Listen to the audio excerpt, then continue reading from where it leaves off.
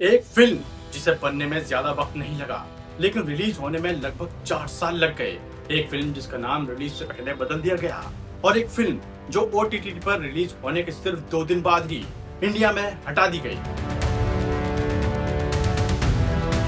हम बात कर रहे हैं दिलजीत दोसांझ की फिल्म सतलुज की। लेकिन सवाल सिर्फ इतना नहीं कि फिल्म क्यों हटी। असली सवाल यह है कि आखिर इस फिल्म के साथ हुआ क्या और क्यों एक मूवी जो दुनिया के कई लोग देखना चाहते थे इतनी बड़ी कंट्रोवर्सी का हिस्सा बन गई। Sutlej, the most controversial Bollywood film of 2026। इस कहानी को समझने के लिए हमें कुछ साल पीछे जाना होगा। इस फिल्म का ओरिजिनल नाम पंजाब 95 था। डायरेक्टर हनी तिरहान ने इस फिल्म को एक रियल लाइफ स्टोरी बनाया। लीड रोल के लिए चुना गया दिलजीत दोसांझ को। ये कोई कमर्शियल एक्शन या कॉमेडी फिल्म नहीं थी। ये एक बायोग्राफिकल ड्रामा थी जो human rights activist Jaswant Singh Kalra की जिंदगी से प्रेरित है।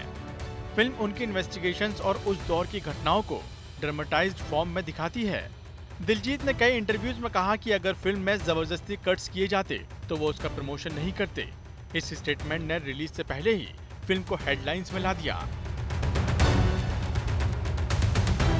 लेकिन असली ट्विस्ट अब शुरू होता है। फिल्म कंप्लीट होने के बाद मेकर्स को लगा कि अब रिलीज का वक्त आ गया है, लेकिन ऐसा हुआ नहीं। सर्टिफिकेशन प्रोसेस में फिल्म अटक गई। रिपोर्ट्स के मुताबिक फिल्म को central board of film certification के साथ लंबी प्रोसेस का सामना करना पड़ा। मेकर्स ने पहले भी कहा था कि उनसे बहुत सारे कट्स मांगे गए थे, जबकि सर्टिफिकेशन प्रोसेस कई साल तक चलती रही। इस दौरान फिल्म की वर्ल्ड प्रीमियर भी प्लान हुआ था, लेकिन वो भी आगे नहीं बढ़ सका। धीरे धीरे पंजाब 95 सिर्फ एक फिल्म नहीं बल्कि एक कंट्रोवर्सी बनने लगी।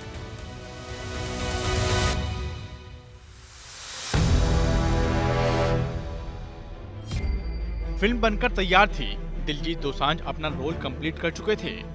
डायरेक्टर हनी तिरहान को लग रहा था कि अब बस रिलीज का इंतजार है, लेकिन यहीं से शुरू हुआ एक ऐसा सफर जो बॉलीवुड की सबसे लंबी सर्टिफिकेशन कंट्रोवर्सीज में से एक बन गई। रिपोर्ट्स के मुताबिक फिल्म को 2022 में सर्टिफिकेशन के लिए भेजा गया। यहीं पर मेकर्स और सर्टिफिकेशन प्रोसेस के बीच लंबी डिस्कशन शुरू हुई। मीडिया रिपोर्ट्स के मुताबिक पहले फिल्म में 27 कट्स सजेस्ट किए गए। बाद में मैटर रिवीजन प्रोसेस तक पहुंचा, जहां और भी ज्यादा चेंजेस की बात सामने आई। मेकर्स ने इन डिमांड्स को चैलेंज भी किया। इसी वजह से रिलीज डेट बार बार आगे बढ़ती गई। ऑडियंस इंतजार करती रही, लेकिन फिल्म थिएटर तक नहीं पहुंची। इस दौरान सोशल मीडिया पर भी इस फिल्म को लेकर क्यूरियोसिटी बढ़ती गई। एक तरफ लोग पूछ रहे थे फिल्म कब रिलीज होगी, और दूसरी तरफ मेकर्स लीगल और सर्टिफिकेशन प्रोसेस में बिजी थे। डिले सिर्फ एक डेट पोस्टपोन होने का नाम नहीं होता। फिल्म बिजनेस में हर डिले की एक कीमत चुकानी पड़ती है। प्रोड्यूसर का पैसा प्रोजेक्ट में फंसा रहता है। मार्केटिंग प्लान्स बदलने पड़ते हैं। डिस्ट्रीब्यूशन स्ट्रेटजी दोबारा बनानी पड़ती है, और जितनी लंबी डिले उतना बड़ा फाइनेंशियल प्रेशर। इसी बीच एक और बड़ा डिसीजन लिया गया।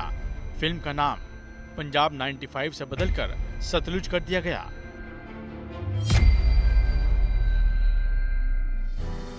डायरेक्टर हनी तिरहान ने इंटरव्यू में बताया कि सतलुज टाइटल की कहानी सिंबॉलिक थीम को रिप्रेजेंट करती है, और इसी नाम के साथ फिल्म को OTT पर रिलीज के लिए प्रेजेंट किया गया। नाम बदलने के बाद भी एक सवाल वही रहा, क्या अब फिल्म फाइनली ऑडियंस तक पहुंच पाएगी? फिर आया साल 2026 और बिना किसी बड़ी मार्केटिंग कैंपेन के फिल्म को क्वाइटली OTT पर रिलीज कर दिया गया। बहुत कम लोगों को इस रिलीज की पहले से जानकारी थी। 2026 सालों के इंतजार के बाद आखिरकार सतलुज OTT प्लेटफॉर्म पर रिलीज हो गई। फैंस खुश थे, क्योंकि जिस फिल्म का वो इतने साल से इंतजार कर रहे थे वो फाइनली देखने को मिल रही थी। लेकिन किसी ने भी नहीं सोचा था कि यह खुशी सिर्फ कुछ ही घंटों की मेहमान होगी। रिलीज के लगभग 48 घंटे के अंदर फिल्म इंडिया में OTT प्लेटफॉर्म से अनअवेलेबल हो गई। जिसने भी फिल्म देखनी चाही उसके सामने मैसेज आया, this title is currently unavailable in your region. और यहीं से सोशल मीडिया पर एक नया सवाल ट्रेंड करने लगा, आखिर सतलुज को हटा क्यों दिया गया? प्लेटफॉर्म ने उस वक्त डिलेड पब्लिक एक्सप्लेनेशन नहीं दी। बाद में रिपोर्ट्स में बताया गया कि इंडिया में अवेलेबिलिटी को लेकर लीगल और रेगुलेटरी इशू चल रहे थे और प्लेटफॉर्म उन्हें रिजॉल्व करने की कोशिश कर रहा था। यानी फिल्म को परमानेंटली रिमूव करने की ऑफिशियल अनाउंसमेंट नहीं हुई, लेकिन इंडिया में उसकी स्ट्रीमिंग रुक गई। सोचिए, एक फिल्म बनने में करोड़ों रुपए लगते हैं, उसके बाद marketing, distribution, promotions, legal expenses, और अगर रिलीज डिले हो जाए तो इन सब का खर्चा और बढ़ता चला जाता है। फिल्म इंडस्ट्री में इसे होल्डिंग कॉस्ट और अपॉर्चुनिटी कॉस्ट भी कहा जाता है। मतलब जितनी देर फिल्म रिलीज नहीं होती उतनी देर तक प्रोड्यूसर का पैसा प्रोजेक्ट में ही फंसा रहता है। सिर्फ इतना ही नहीं, अगर रिलीज स्ट्रेटजी चेंज करनी पड़े, जैसे थिएटर से ओटीटी या ओटीटी से लिमिटेड रिलीज, तो नए एग्रीमेंट्स, नए प्रमोशंस और कभी-कभी नए फाइनेंशियल नेगोशिएशंस भी करने पड़ते हैं। यानी एक डिले सिर्फ कैलेंडर की डेट नहीं बदलता, वो पूरा बिजनेस मॉड्यूल बदल सकता है। इसी वजह से फिल्म बिजनेस एक्सपर्ट्स हमेशा कहते हैं कि किसी भी फिल्म के लिए टाइम भी पैसा भी होता है। दिलजीत दोसांझ का करियर देखें तो उन्होंने हमेशा अलग तरह के प्रोजेक्ट्स चूज किए हैं, चाहे उड़ता पंजाब हो, जोगी हो या फिर अमर सिंह चमकीला। दिलजीत ने बार बार ऐसे रोल किए हैं जो सिर्फ एंटरटेनमेंट नहीं बल्कि एक स्ट्रॉन्ग स्टोरी भी लेकर आते हैं। इसी लिस्ट में अब सतलुज भी शामिल हो गई। इंटरनेशनल फिल्म फेस्टिवल में स्क्रीनिंग और ग्लोबल डिस्कशन की वजह से भी इस फिल्म का नाम लगातार चर्चा में रहा। यानी रिलीज से पहले ही फिल्म एक कन्वर्सेशन बन चुकी थी। लेकिन एक बात यहाँ समझना बहुत जरूरी है, किसी भी फिल्म की सक्सेस या फेलियर सिर्फ कंट्रोवर्सी से डिसाइड नहीं होती। आखिर में ऑडियंस ही फाइनल डिसीजन लेती है। सतलुज की कहानी सिर्फ एक फिल्म की कहानी नहीं है, ये बॉलीवुड के लिए भी एक लेसन है। इसलिए फिल्म इंडस्ट्री में एक लाइन बहुत फेमस है, content is king but timing is everything. और शायद सतलुज इस बात का सबसे बड़ा एग्जाम्पल बन गई। एक फिल्म जो पहले पंजाब 95 के नाम से बनी, फिर सतलुज बनी, सालों तक रिलीज का इंतजार करती रही और रिलीज के बाद भी कंट्रोवर्सी का हिस्सा बनी।